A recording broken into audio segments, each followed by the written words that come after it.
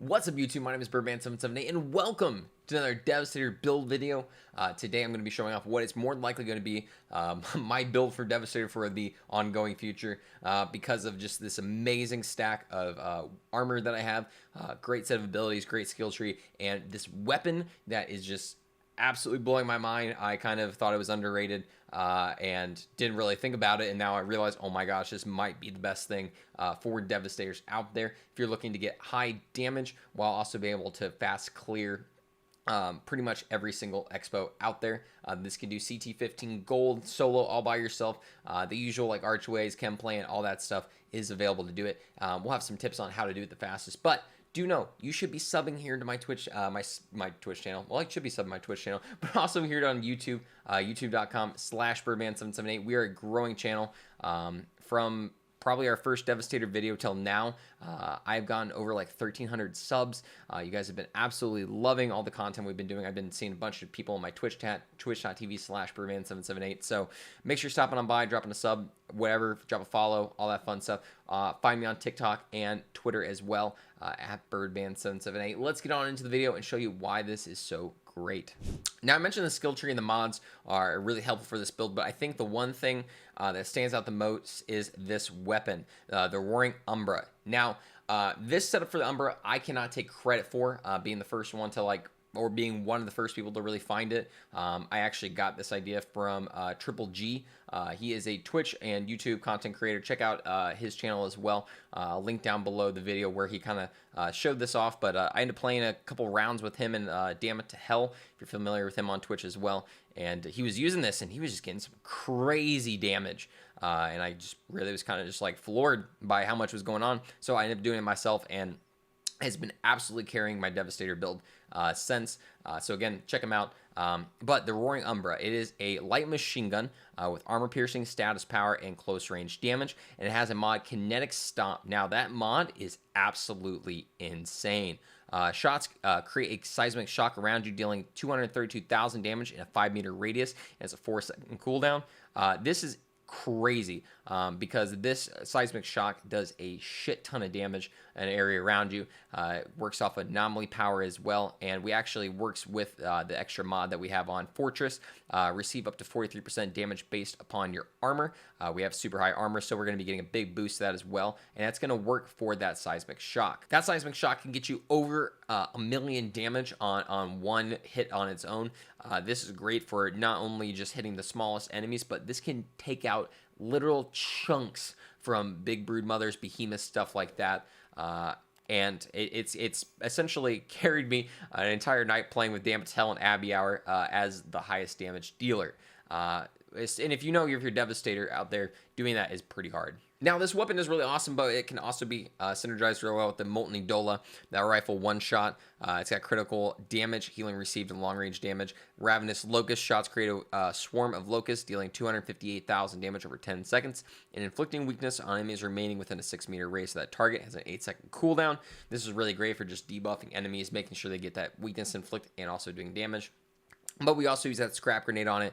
That first shot of the reload becomes an anomaly projectile, dealing 226,000 damage in a 5-meter radius. This is really great for big mobs, enemies like that, where you're able to shoot, hit a bunch of enemies at once, do a bunch of damage, like essentially just annihilate them all. Or a big, let's say like a brood mother or something like that, shoot them right in the crit. Can get north of 1,000,000 damage as well off of that one shot. Now, when it comes to armor, we are kind of going with a partial 3 of 3 seismic set. The skills that we're going to be using are going to work off these as well, but we'll go into that in here in a second.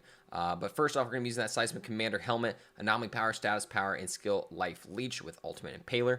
Impale, this skill can be activated 2 more times before triggering the cooldown. It gets you 2 extra uses of it. Impales become one of my most favorite abilities because it's just absolutely satisfying to watch. Not only that, but it does a lot of damage.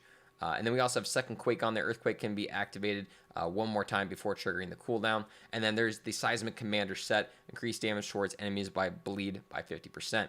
This is great because we are going to be inflicting a lot of bleed on enemies. And also, enemies that are inflicted with bleed are going to take a lot more damage from that Kinetic Stomp over here. So essentially, you want to be making sure everyone's bleeding all the time around you. And then once that activation Kinetic Stomp goes, they're going to just fall to the ground, be dead. Next, Seismic Commander, Armor. This one has anomaly power, status power, and cooldown reduction with Palisade Impale. This can strike 2 additional targets. So that's going to make sure that we're going to be hitting a bunch of enemies whenever we activate our Impale. That's going to inflict bleed on them, as well as just do a lot of damage. And then we have the extra Quake, Earthquake. This skill can be activated one more time before triggering the cooldown. The Seismic Commander legs are for our pants, our lower armor, anomaly power, status power, and cooldown reduction with tainted blood. Increase the damage dealt to enemies inflicted by bleed by 25%. Extra bleed damage is always great. And then Rivers of Blood, Impale. Increase the skill damage by 50% to enemies afflicted with bleed. Obviously, again, just activating the skill of Impale will inflict bleed, but let's say we do Earthquake and it bleeds the entire field around us. They're going to be taking a lot more damage. You notice when an enemy is inflicted with bleed, it does take way more damage. Next, we're using the Martial Gauntlets. Now, this might seem like a bit of a weird one to use, but we like to use this because the top skill of it is that double jump. Gravity Leap skill can be used twice before triggering the cooldown. We want that because it's going to really complement with our next ability, that Despair. Gravity Leap. Enemies within the damage radius of Gravity Leap receive 1.5 times more anomaly damage for 5 seconds. This, if you do it twice on a big enemy or there's like a big area of enemies around you and that Connect Stomp activates, it will do more damage and it will just sink them to the ground. It is amazing. I love it. But this one also has max health, cooldown reduction, and skill Life Leech. Obviously, if we were trying to min-max this a little bit better, we would get anomaly power on there. But at the same time, if you look at the top corner, 130k anomaly damage. Very good. And then finally, we have Behemoth Boots with anomaly power, status power, and cooldown reduction with Blood Shock. And Earthquake inflicts bleed on enemies damaged by the skill. And we have Phantom Dash. I actually really like Phantom Dash because it gives us essentially a really fast pull away from a mob of enemies. We're able to phase through them in combat and not really have to worry about just getting stuck in between a bunch of them. You just phase right through them and you're able to get out of combat. For our abilities, it's going to be really similar to that updated Seismic build. As you can tell with the armor and stuff, we actually changed up a couple things, went a lot more anomaly focused with this build. So things that we'd like to use, Earthquake, release a shockwave dealing 77k, interrupts enemies around them. Impale, select target, interrupt their skill, inflict bleed, and deal 155,000 damage. If the damage is lethal, the enemy will be impaled, granting powerful boost armor and health regen to all allies for 9 seconds. This is actually really great because it's going to boost our armor. We're going to get north of like over 200k in that armor whenever this happens to like a large group of enemies. So that's not only perfect because that's going to help us with our damage reduction, but also it's going to boost a couple skills in our skill tree. And then finally, Gravity Leap, leap into the air and strike down targets above, dealing 103,000 damage, interrupting enemies' skills with a small race you land in. This is great. But you can also kind of look at the cooldown of these skills with the things that we're going to have in our skill tree. You get Earthquake every 7 seconds, you get Impale every 17, and 12 seconds for Gravity Leap. Also, the pieces of armor that we're using, like cooldown reduction, have really helped out this build, being able to constantly activate those skills. Finally, we're going to be looking at our skill tree. Obviously, we're going to be going to all these anomaly reservoirs. There's 5 of them total, giving us a total of 30% extra anomaly damage. We're going to go into both these endless tremors. Seismic skill cooldowns reduced by 15%. That's going to go up to 30%, and that's going to help out our Earthquake and our Impale. Pure anomaly, increase your resistance piercing by 15%. There's 2 of those, so 30% extra anomaly resistance piercing. 1 in the perpetual motion, so it's going to help get our Gravity Leap back a little bit faster by 15%. Zone Circle, extend the distance considered to be close range by additional 4 meters. This is just really nice for whenever enemies might be a little bit farther away from us. We might be lower on health and we need a little bit of healing, because Devastator heals when enemies die within close range. You can see right here. So having something like that is really good combo for just our class in general. Anomaly bullets increase firepower by 15% of your anomaly power. We're having really high anomaly power, so this is going to help boost up that. So we're just going to be doing some more weapon damage. Executioner increased damage by 20% against enemies below 30% health. This is perfect for Impale, because whenever an enemy hits that 30% threshold, and especially if they're bleeding, they are going to instantly die. This is amazing. I love using this, and I especially love using this on like something like a Broodmother or something like that. We're able to get that gigantic Impale on her. Ooh, that's so satisfying. Next, we're going to both these bloodbaths. Bleed inflicted on enemies deals 30% more damage. There's 2 of them, so 60% extra damage. And that synergizes perfectly with this blood donation. We're constantly inflicting bleed across the battlefield, so you are healed for 25% of your bleed damage. we're constantly healing. We're constantly staying up, and that is just perfect for just these end game CT15 soloing, even in co-op as well. 1 rejuvenation, increase your skill leech by 6%. Honestly, if we could avoid this, we could, because of just the amount of healing that we get from our bleeding, but to go through the tree, we kind of need this. Protected by the anomaly, increase your armor by 40% of your anomaly power. Super high anomaly power. It's going to synergize into a lot of armor for us. Again, damage reduction against enemies hitting us, especially against like beasts and stuff like that, is very good for us. Skilled Sentry, probably like my favorite skill in this entire tree. I love it. Increase armor by 20% and resistances by 20% for 10 seconds when your skill ends. Activating Earthquake, just immediately hitting the ground, immediately ends it right there. We're going to be constantly keeping armor and resistances up.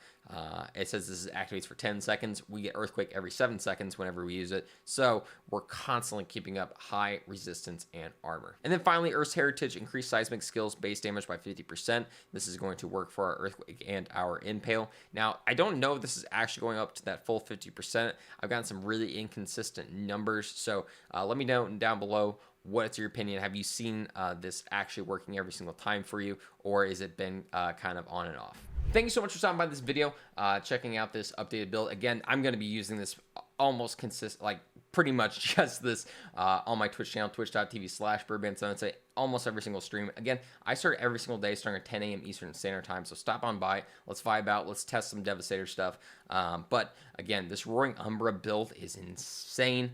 I definitely recommend you guys trying it out if you can get it. I'm going to be hoping to find another Roaring Umbra so that I can, dismantle one of them, get that kinetic stomp, and use it on some other guns. I would love to see this on a Death Shield, just seeing how much damage we could get with that, or maybe like an AR or something like that, maybe like a Thunderbird, something in that realm, just to see how fast we can constantly keep this going, and just see if it scales well with other things.